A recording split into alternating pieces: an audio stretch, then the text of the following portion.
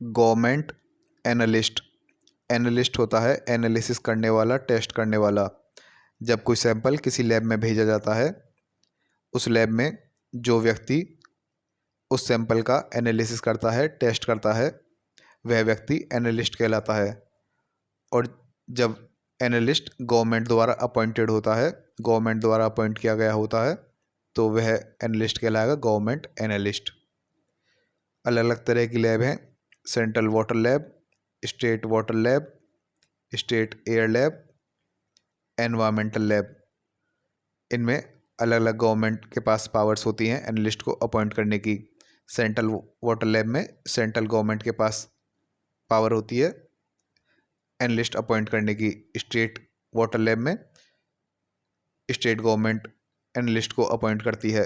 State air lab में state government analyst को appoint करती है। और एनवायरमेंटल लैब में सेंट्रल गवर्नमेंट एनालिस्ट को अपॉइंट करती है।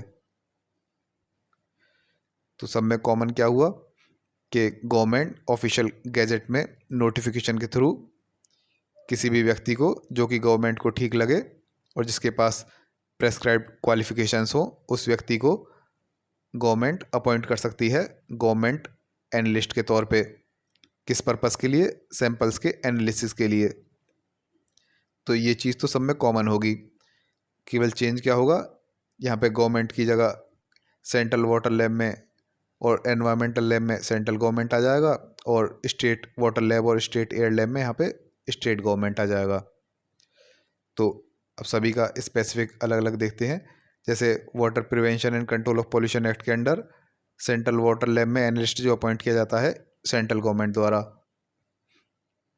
सेंट्रल गवर्नमेंट ऑफिशियल गैजेट में नोटिफिकेशन के थ्रू किसी भी व्यक्ति को जो उसे ठीक लगे अपॉइंट कर सकती है और जिसके पास प्रेस्क्राइब्ड क्वालिफिकेशंस हो गवर्नमेंट एनालिस्ट के तौर पे। किस पर्पस के लिए? वाटर या फिर सीवेज और ट्रेड एफ्लुएंट के सैंपल्स के एनालिसिस के लिए।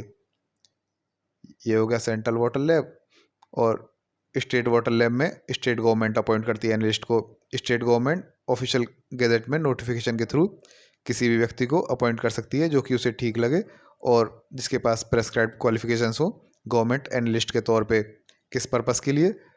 वाटर या फिर सीवेज या फिर ट्रेड एफ्लुएंट के सैंपल्स को एनालिस करने के लिए। बोर्ड भी एनालिस्ट अपॉइंट कर सकती है। सेंट्रल बोर्ड और स्टेट बोर्ड जो हैं ऑफिशियल गैजेट में नोटिफिकेशन के थ्रू, और सेंट्रल बोर्ड को सेंट्रल गवर्नमेंट की अप्रूवल लेनी होगी, स्टेट बोर्ड को स्टेट गवर्नमेंट की अप्रूवल लेनी होगी। इन दोनों की अप्रूवल लेने के साथ और ऑफिशियल गैजेट में नोटिफिकेशन के थ्रू किसी व्यक्ति को अपॉइंट कर सकती है जो कि उसे ठीक लगे और जिसके पास प्रेस्क्राइब्ड क्वालिफिकेशंस हो टू बी बोर्ड एनालिस्ट। ठीक है, यहाँ पे गवर्नमेंट एनालिस्ट की जगह बोर्ड एनालिस्ट हो गया क्योंकि बोर्ड द्वारा अपॉइंट हुआ है। किस पर्पस के लिए? वाटर या फिर सीवेज या फिर ट्रेड एफ्लुएंट के सैंपल्स को एनालाइज करने के लिए।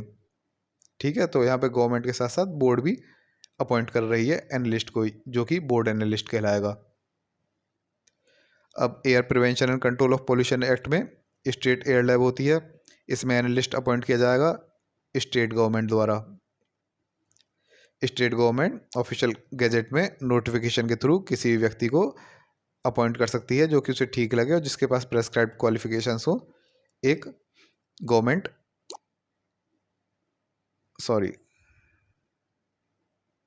एक गवर्नमेंट एनालिस्ट के तौर पे। किस पर्पस के लिए? एयर या फिर एमिशन, धुआं वगैरह या फिर हवा के सैंपल के एनालिसिस के लिए। एनवायरमेंट प्रोटेक्शन एक्ट में एनवायरमेंट लैब में एनालिस्ट जो अपॉइंट किया जाएगा वो सेंट्रल गवर्नमेंट द्वारा अपॉइंट किया जाएगा। सेंट्रल गवर्नमेंट ऑफिशियल गैजेट में नोटिफिकेशन के थ्रू अपॉइंट कर सकती है या फिर किसी व्यक्ति को रिकॉग्नाइज कर सकती है, मान्यता दे सकती है जो कि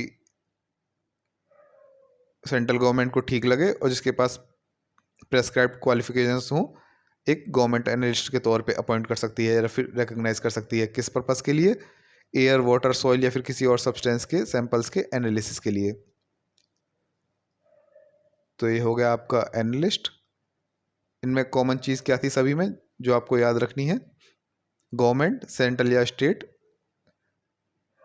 वो ऑफिशियल गैजेट में नोटिफिकेशन के थ्रू किसी व्यक्ति को अपॉइंट कर सकती है जो कि उसे ठीक लगे और जिसके पास प्रेस्क्राइब्ड क्वालिफिकेशंस हो गवर्नमेंट एनालिस्ट के तौर पे। किस पर्पस के लिए? सैंपल्स के एनालिसिस के लिए। ठीक है, तो ये चीज़ आप याद रखना।